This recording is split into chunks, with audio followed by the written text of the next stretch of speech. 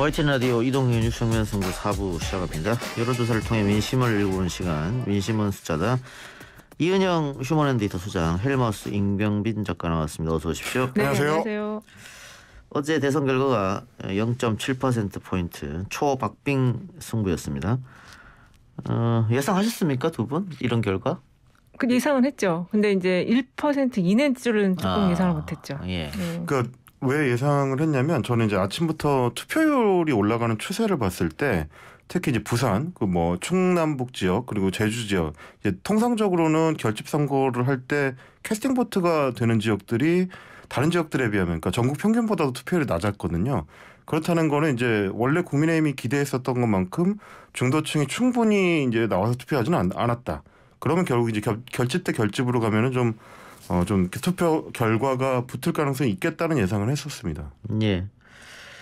그 여론조사상에서 이제 하나의 특징이 있었다면 그 격차가 이제 좁혀지고 또 맞붙은 경우 끝까지 이제 수표에 가까워서는 거의 맞붙은 조사들이 많이 나왔는데 이재명 후보가 좀 리딩을 하는 조사들이 많이 나오질 않았어요. 그래서 그 부분 때문에 이게 이제 실제로 약간 여유 있게 리딩을 하면서 가도 이게 이제 수문표라고 할까 이게 좀 어떤 여러 가지 변수들에 의해서 이 숫자가 좀 바뀔 수가 있기 때문에 그게 조금 아쉬웠다라는 느낌은 있었는데 그래도 사실 이재명 후보가 그 실제 나온 득표를 보면은 굉장히 선전을 했다. 특히 수도권이라든지 또 20, 30대 층에서는 선전을 했다라고 볼 수 있을 것 같습니다. 그리고 그 요인은 그 안철수 후보의 단일화로 인한 3자 구도가 양자 구도로 바뀌면서 단일화에 대한 반발심이 같이 결합이 되면서 굉장히 높은 득표를 올렸다. 여론조사보다는 확실히 높게 나왔거든요. 그리고 사실 저희가 이제 이 시간을 통해서도 뭐 선거 막바지로 갈수록 여러 번 말씀을 드렸다시피 2030 여성층이 여론조사에서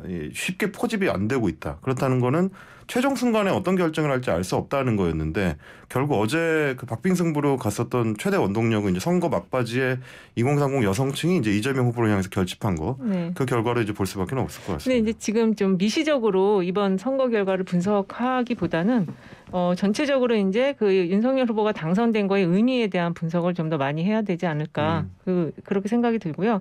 그 정권 교체를 위해서 윤석열 후보가 당선이 되었지만 사실 이재명 후보가 갖고 나온 정치 교체도 윤석열 후보가 거의 그 과제도 같이 떠 안았다 이렇게 좀 볼 수 있을 것 같아요.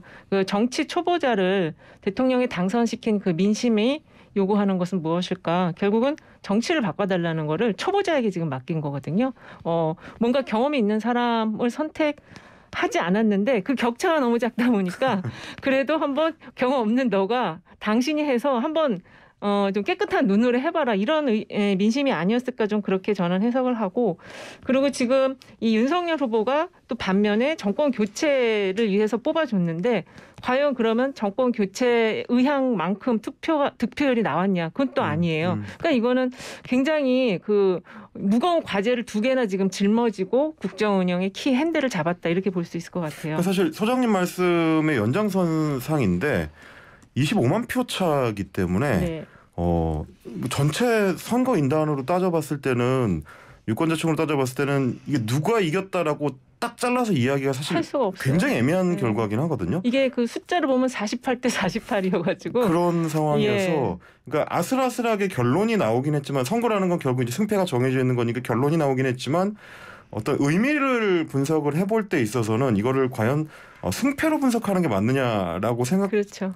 정도의 이제 결과였다라고 생각이 되고요. 말씀하신 대로 윤석열 후보가 당선된 원인은 뭐냐라고 따지면 구도로 이기고 내용 측면까지 이기지는 못했다라고 저는 요약을 하고 싶습니다. 그러니까 얘기하셨던 대로 선거운동 기간 내내 거의 모든 여론조사에서 항상 정권교체 여론은 과반을 넘겼었고 많이 나오는 여론조사에서는 60%를 넘겼었거든요.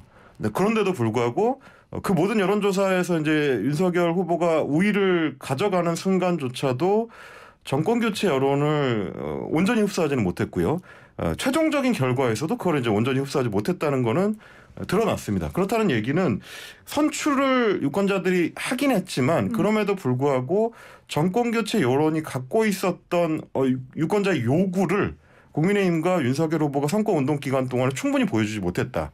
그러니까 새로운 정권을 만들었을 때는 이러이러한 새로운 모습을 보여달라는 요청을 유권자들은 신호를 보내고 있었는데 그 신호를 새로운 여당이나 새로운 당선인이 충분히 입증하지는 못했다. 그러니까 그 지점에 이제 격차가 뭐였는지, 뭘 놓쳤었는지를 남은 기간 동안에 이제 뭐 정권 출범까지 남은 기간 동안에 면밀하게 검토해서 이제 보완을 해야 원활한 국정 운영을 위한 준비 작업이 되지 않을까, 뭐 그런 생각이 드는 결과라고 봅니다. 이번 대선이 그 역대 대선과 굉장히 다른 점이 많은 대선이거든요.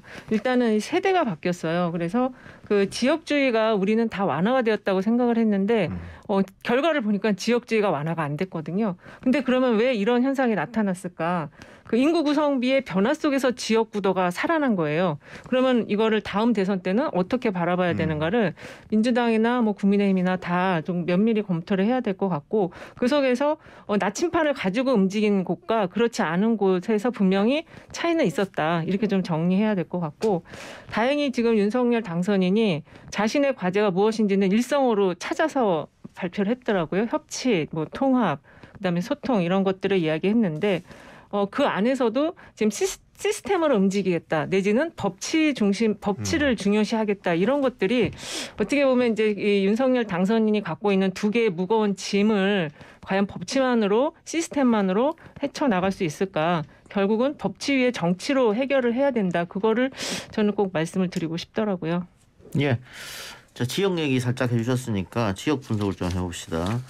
먼저 호남은 뭐 예상대로 압도적으로 이재명 후보에게 지지를 보냈는데, 이게 여론조사랑 또 안 맞는 게 그동안 거의 모든 여론조사가 6.5 대 2.5 정도로 나왔거든요. 그렇죠. 그래서 이재명 후보가 다른 민주당 후보와는 달리 7자를 못 찍는다. 계속 그렇게 얘기했습니다. 근데 선거 전문가들은 본 투표 가면 8 찍을 것이라고 얘기했습니다만, 그렇죠. 여론조사 전문가들은 아니다라고 얘기했고, 그 여론조사 전문가들의 의견을 받아서 이준석 대표가 우리는 30% 간다 목표치를 상향 잡았는데 결국은 박근혜 후보가 얻은 것보다는 윤석열 후보가 많이 얻었긴 합니다만, 여론조사에서 나타난 뭐 20% 정도는 꾸준히 나왔단 말이에요. 그건 얻지 못했다. 그건 어떻게 봐야 될까요? 일단은 이제 이 호남 지역과 관련해서는 이게 지금 결집이 강하게 이루어졌는데, 저는 결국 그게 이제 단일화에 따른 위기의식이 고조됐다. 이렇게 좀 정리할 수 있고, 그 위기의식의 고조 속에서 그 이제 국민의힘에 많은 스킨십, 호남에 대한 스킨십과 애정과 여러 가지를 주었지만 지금은 우리가 더 급하다. 이렇게 결집한 것이 아닌가 그렇게 보여집니다. 다만 이제 그 국민의힘은 그 어떤 지역 안에서의 세대 공략이라는 자기의 기준과 나침판을 가지고 움직였어요. 그것이 지금 이준석 당대표가 추구했던 전략들이 과연 맞았냐. 전략대로 나온 결과가 제대로 나왔냐. 전략대로 결과가 나왔냐. 못했다. 이번에 실패했다. 이런 지금 지적들이 있지만, 그래도 오류를 가지고 오류를 범했을지라도 그 나침판을 갖고 움직였다라는 거는 정당인으로서는 평가를 해야 되고, 민주당은 그게 좀 부족했다라는 걸 저는 지적을 하고 싶거든요. 저는 이제 호남만에 국한된 문제는 아니고 이번에 이제 TK 결과도 결국은 연장선상이 있다고 보는데요. 네. 이게 지금 이제 언론들에서는 단순하게 지역구도에 공고하다, 지역구도의 부활이다, 뭐 이제 이런 식으로 평가를 하지만 그 기존에 나타났었던 지역구도하고는 좀 성격이 다르다. 그렇죠. 이건 이제 그런 평가를 좀 저는 해야 된다고 보는 것이 굉장히 좀 가치 중심적인 결집이었다고 봐요. TK 같은 경우는 이제 박근혜 탄핵 이후에 이어졌던 소위 이제 보수 가치를 향한 집단 결집의 양상이 나타났던 것이고, 이준석 대표가 호남을 향해서 했었던 구애 중에서 뭐는 먹히고 뭐는 먹히지 않았는가를 좀 분류해서 봐야 된다고 보는 게, 호남에서도 이제 뭐 단일화 역결집 이런 양상도 있었지만 그럼에도 불구하고 진영 간의 결집이 일어날 때는 호남 유권자들이 뭘 중요하게 보는가를 결국 생각해야 된다고 보는데, 이준석 대표가 마지막 순간에 굉장히 좀 자신감을 가졌던 이유 중에 하나가 그러니까 언론상으로 굉장히 화제를 많이 낳았던 그 이제 종합 쇼핑몰을 호남에 유치하겠다라는 어떻게 보면 작은 그 마이크로한 공약을 내세워서 생활에 밀착한 이슈를 공략하면 그게 이제 특히 2030층을 중심으로 해서 어느 정도의 성과를 기대할 수 있을 것이다라고 본 건데, 근데 그보다는 결과적으로 봤을 때는 김종인 체제 이후로 이제 이준석 체제까지 이어졌던 호남을 향한 역사성에 대한 존중, 5.18 정신에 대한 존중, 이런 것들이 박근혜 이상의 그 득표율을 가능하게 했었던 근본 원인이고, 실제로 선거 막판에는 오히려 이제 그런 어떤 이런 어떤 경제적 이익을 줄 테니 우리한테 표를 달라라고 했었던 것들은 오히려 여풍 쪽에 좀 더 가깝게 작용한 것이 아닌가 저는 그렇게 봐야 된다고 보고요. 그래서 대선이라는 게 굉장히 이제 큰 선거다. 큰 선거는 구도와 가치와 명분의 문제인 것이지 이준석 대표가 이제 선거운동 기간 동안에 계속 주장했었던 비단 주머니나 뭐 어떤 기책, 신묘한 묘책 이런 것들이 작동하는 선거는 아니었지 않나. 이제 이게 이제 지역구도 지역 갈등으로만 단순화할 수 없는 어떤 가치와 명분의 싸움이 결국은 큰 싸움으로 벌어졌던 결과가 아닌가. 뭐 저는 좀 그렇게 분석하고 저는 싶습니다. 짧게 이제 첨언을 하면은 이준석 대표가 정치인의 입장으로 호남의 그 애정을 보냈다면은 분명히 더 좋은 결과가 나왔을 거예요. 그런데 이번에 그 이준석 대표가 호남을 접근하는 방식은 작은 이해에 기반해서 호남 사람들이 나는 그런 거 필요 없어 이렇게 생각하는데도 그냥 막 무차별 애정 공세를 펼친 거나 마찬가지였거든요. 그래서 전략가나 전술가의 입장으로 접근을 했기 때문에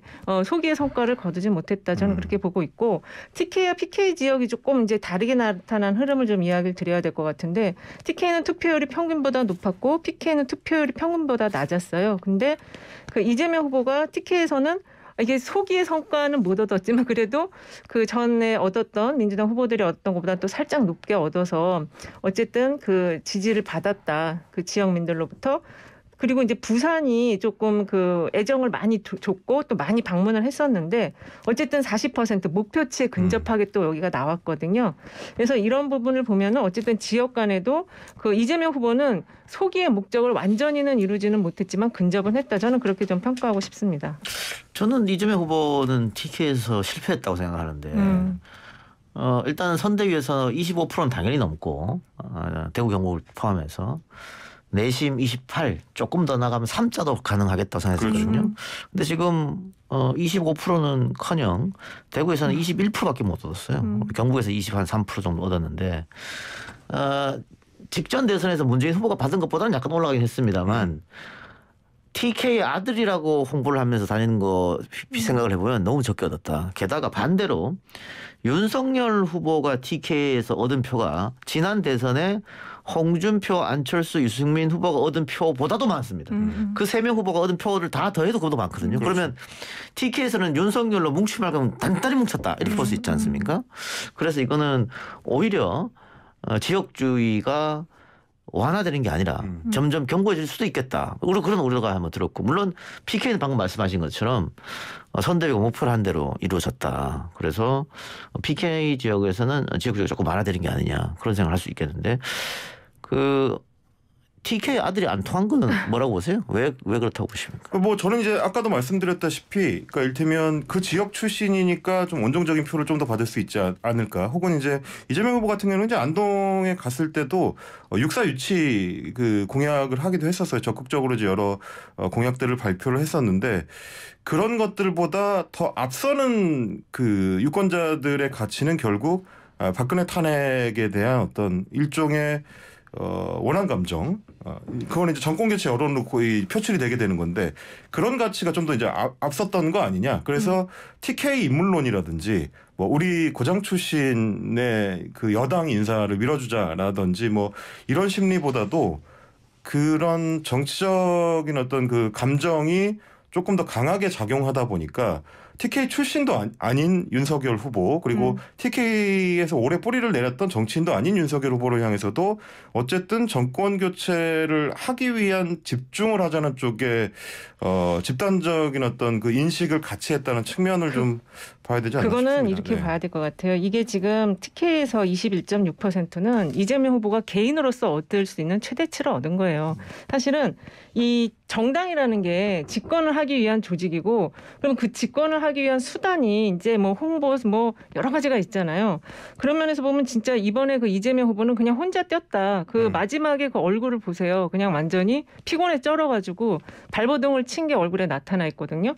근데 이거는 결국은 조직을 가지고 있는 그 정당이 뭘 했든가 이거를 물어볼 수밖에 없는 거죠. 아마 조직이 움직였다면 특히 그리고 이 TK 지역에서의 민주당의 조직은 계속 확장이 되었던 걸로 저는 알고 있고 그 저쪽에 있는 홍준표 후보 지지자들도 이재명을 지지하는 분들이 있었잖아요. 그럼 그런 거를 다 네트워크로 해서 파고 들어가야 되는데 그게 안 됐기 때문에 소기의 목표를 달성하지 못한 것이죠. 뭐 그렇게 치면 사실은 이제 민주당이 그동안 공을 들여서 키워졌던 정치인들이 있잖아요. 이제 대구시 정무부시장까지 했었던 이제 홍의략 전 의원이라든지 뭐 김부겸 이재명 전 총리 같은 경우도 당연히 이제 그런 어떤 TK 지역에서의 민주당의 전략적인 투자를 받은 정치인이라고도 할 수 있고 본인 입장에서 이제 굉장히 도전을 많이 했습니다만 이제 그런 부분들이 말씀하신 대로 조직적으로 이제 기동은 안 됐다라는 측면 하나 봐야 될 것 같고 이번에 여론조사 결과에 가깝게 나타난 거의 유일한 지역이 이제 충청 지역이에요. 네네. 세종을 제외하고 이제 충남북 지역은 윤석열 후보가 한 5% 정도 앞서는 걸로 결론이 나왔는데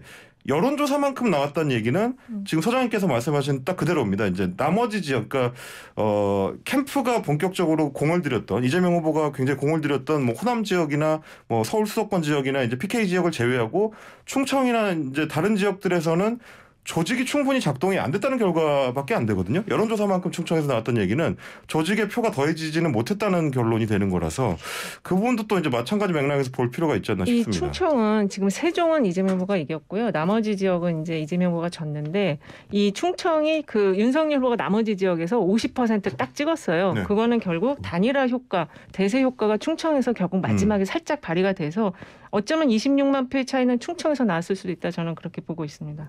예. 알겠습니다. 여론조사 얘기 또 했으니까 궁금한 게 대선 직전에 상당히 많은 수의 여론조사가 박빙 속에 윤석열 우세로 나왔고 깜깜이 들어가서는 그게 조금 더 벌어졌다. 그래서 이제 이준석 대표가 뭐 10% 얘기한 거 아니겠어요? 8% 10% 얘기하고 그리고 출구조사 결과를 보고 국민의힘 사람들 멘붕에 빠진 거고 여론조사하고 선거 결과하고 이렇게 좀 차이가 좀 많이 났다. 그 네. 이유는 어디 있다고 보세요? 일단은 그 가상번호 전화 면접 조사들의 조사는 선거 그 투표 결과, 득표 결과 그렇게 큰 차이는 없어요. 그 트렌드를 약간 이제 따라간 흐름은 있고요. 저는 이 일반 여론조사 흐름을 우리가 볼 게 아니고 정당에서 했던 여론조사가 어떻게 나왔는지 이거를 비교 분석해야 되거든요. 이 국민의힘 같은 경우는 좀 오차 범위가 컸지만 자기네들이 이긴다라고 그 계속 자기네 자체 조사 결과를 가지고 이야기를 했어요. 자기네 시각에 담긴 그 질문들을 가지고 자기네들의 데이터를 축적을 해서 뭔가를 얘기를 계속 했거든요. 물론 오류가 났습니다. 하지만 민주당은 자기네 자체 결과를 가지고 한 번도 얘기한 적이 없어요. 맨날 남의 결과를 가지고 와서 인용을 해서 이야기를 하고 저는 민주당에 대해서 이렇게 중요한 어떤 집권하기 위한 그 전술을 만드는 여론조사를 계속 외주를 해서 본인 자체 시각으로 만든 데이터를 축적을 안 할 거면은 정당으로서 왜 존립하는지 참 질문을 정말 던지고 싶거든요. 오류가 났어도 저는 국민의힘이 자체 데이터 가지고 얘기했던 걸 더 높게 평가하고 싶습니다. 예. 이번에 이제 여론조사는 워낙에 비판을 또 많이 실제로 받기도 했었고요. 사실 선거운동 기간 동안에도 계속 비판이 이어졌던 게 같은 날 나온 조사인데도 편차가 너무 크거나 네.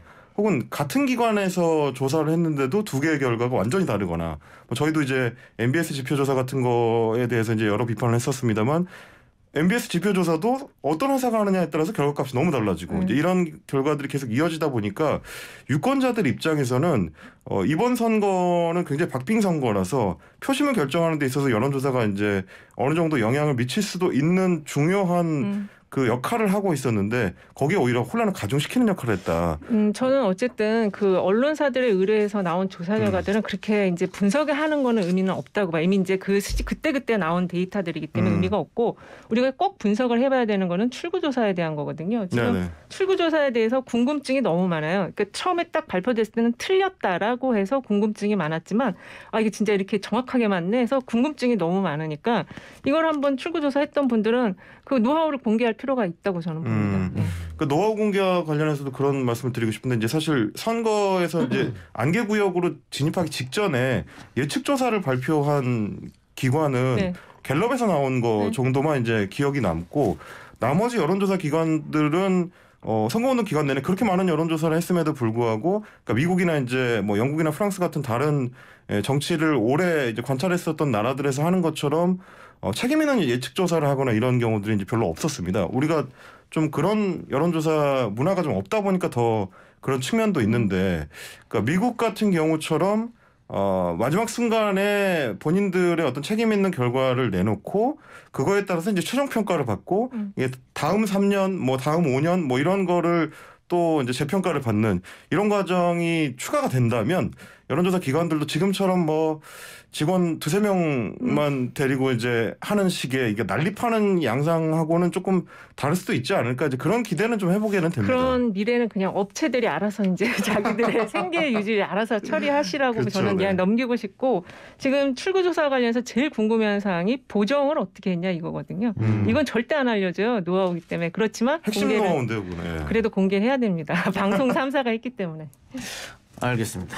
자 그리고 이재명 후보는 뭐 이제 패퇴를 하긴 했습니다만 의미 있는 표를 얻었다. 민주당 역사상 가장 많은 표, 1,600만 표 넘게 얻었고 그러면 이게 자산이 될 수 있지 않겠느냐. 앞으로 이재명 후보의 정치적 미래는 임경빈 작가는 어떻게 보고 계십니까? 일단 후보 본인이 너무 젊고요. 예. 그리고 사실 이제 경기지사를 그만두고 이제 바로 대선에 뛰어들 거냐 여부를 두고 갈등이 있을 때도 후보 본인도 사실은 여러 이제 고민을 했었던 걸로 알려져 있었고요. 그런 걸로 보면은 이번 대선이 이제 당연히 끝이 아닐 거라고 생각할 수밖에 없고 또 하나는 선거운동 기간 동안에 그 후보만 보인다는 얘기는 민주당 내에서도 많이 나왔습니다. 예. 네, 그래서 선대위에 제대로 된 이제 보좌를 받지 못하고 있다는 얘기는 지지자들 사이에서도 계속 했었던 얘기이기 때문에 사실상 이번 선거의 막바지는 이재명이라는 그 정치인의 어떤 인물론을 보여준 거다. 결과적으로는 그렇게 평가할 수밖에 없는 것이 선거 막바지에 이제 박지원 불꽃단장을 영입을 해서 거의 뭐 압도적인 전권을 줘서 이제 선거 캠페인의 후반을 책임지게 한 결단 같은 거는 결국 이제 후보의 결단이라고 볼 수밖에 없는 것 같아요. 결과적으로는 그게 최종 결과를 거의 바짝 붙게 만들었었던 핵심 요인 중에 하나라고 평가를 해야 될 것 같고요. 그런 개인기를 보여준 만큼 이번 결과에 있어서도 정권 교체의 압도적 여론을 뚫고 비등한 결과를 만들어낸 게 장기적으로 민주당이 이제 앞으로 어떤 그 지방선거 구상이나 이제 총선 구상을 갖게 될지 모르겠습니다만 이재명이라는 변수를 계속 이제 고려하지 않을 수 없게 되는 결과가 될 것 같습니다. 지금 이재명 후보 앞에 굉장히 많은 난제들이 있는데 이렇게 치열한 전쟁을 치른 그 후보에게 우리가 할 수 있는 얘기는 없어요. 그리고 결국엔 후보가 이제 그 복귀를 하면서 이 모든 것들을 정리할 것인데 사실 전략이 있었는지 없었는지 정말로 민주당에게 묻고 싶고 있었다면은 아마 이제 그걸 통해서 뭔가 새로운 갈 길을 찾아낼 것이고 없었다면 이재명 후보가 했던 모든 지금 그 메시지와 동선과 이런 것들이 결국 새로운 어떤 전략 지도를 만드는 씨앗이 될 수 있다. 저는 그렇게 보고 있습니다. 예. 그런데 그 후보가 이재명 후보가 갖고 있던 비호감 이미지는 완전히 벗었다고 할 수는 없잖아요. 그렇습니다. 예. 그러니까 이게 1,600여만 표 또 진보 진영에서 똘똘 뭉쳐서 이재명을 지지했지만 비호감 이미지는 여전하고 이재명은 싫지만 윤석열이 더 싫기 때문에 이재명을 찍은 사람도 있거든요. 그분들은 또 이탈할 가능성이 있으니까 그런 건 어떻게 보세요? 일단은 지금 이번 대선에서 가장 중요한 게 이슈에 대해서 여론이나 그 유권자가 굉장히 빠르게 반응을 한다는 것이고요. 마지막에 30대, 20대 여성 표심이 이렇게 많이 올 줄은 사실 예측을 못했을 거예요. 그러니까 그런 부분을 좀 복기를 해보고 이건 다 조사로 이제 확인을 해야 돼요. 그래서 이미지라는 거는 언제든지 이게 바뀔 수가 있는 건데 어떤 요인에 의해서 어떻게 바뀌는지를 이번 대선에서 좀 찾아내야죠. 다만 이제 저는 그 얘기는 좀 드리고 싶은데 지금은 아직까지는 많이 그 얘기는 안 나오는데 마지막 그 TV 토론하고 그 직전 TV 토론에 걸쳐서 아까 제가 말씀드렸던 박지원 위원장의 영입 그리고 이제 페미니즘 정책이나 젊은 여성층을 향한 어떤 공약 포인트를 잡아나갔던 거 그리고 TV 토론에서 그동안 민주당 그 지자체장들이 벌였던 이제 성폭력 문제들에 대해서 생방송을 통해서 공식 사과가 있었던 것들 이런 부분들이 마지막 표심을 움직이는데 굉장히 중요한 역할을 했었기 때문에 이번에는 TV 토론이 주목도 많이 받았고 네. 실제 표심을 결정할 때 어느 정도는 영향을 미친 지난 대선들에 비하면은 상당히 좀 힘을 발휘한 대선이었다. 그리고 이제 거기에 있어서 이재명 후보의 이제 마지막 전략 뭐 이런 것들도 민주당이 복귀할 때는 하나의 포인트를 좀 봐야 될 것 같습니다. 이번 투표율이 지금 낮다고 얘기하는데 저는 낮다고 생각하지 않고요. 비호감 네거티브 대선에서 이 정도 투표율은 상당히 높습니다. 상당한 거죠. 그리고 이렇게 높은 득표율을 할 수가 없어요. 그러니까는 이 안에 무슨 이미지와 그다음에 이제 이슈와 그다음에 그것이 여론에 미치는 어떤 변화 이거는 이번 대선에서 꼭 이렇게 좀 연구를 해야 될 내용이라고 저는 생각하고 있습니다. 예, 알겠습니다. 자, 이재명 후보의 향후 좀 지켜보기로 하고요. 그 오마이뉴스에서 압구정 현대 아파트하고 타워팰리스 윤석열에게 90% 넘게 몰표를 줬다 이런 기사를 썼는데 댓글은 다들 비난 일색인데 저는 비난할 필요가 없다고 봅니다. 그 유권자가 내 이익에 누가 더 부합되느냐, 어떤 후보가 어떤 정당이면 거기에 찍는 거죠. 뭐 그렇지 그렇죠. 않습니까? 그렇습니다. 근데 이걸로 비난할 일은 전혀 없다. 자신의 권리를 행사한 거니까. 출구조사 여론조사에서는 이제 반대로 무주택자들은 이재명 후보한테 이제 과반 이상을 투표한 걸로 나타났으니까요. 그러니까요. 이게 지금 수도권 경기의 민심이 좀 달랐는데 부동산 이슈인데 서울은 아마 부동산 세금에 대한 이슈 같고 경기도는 공급에 대한 이슈 같아요. 알겠습니다. 두 분 말씀 오늘 여기까지만 듣겠습니다. 지금까지 헬머스 임경빈 작가, 이은영 휴먼앤데이터 소장과 함께했습니다. 수고했습니다. 감사합니다. 감사합니다.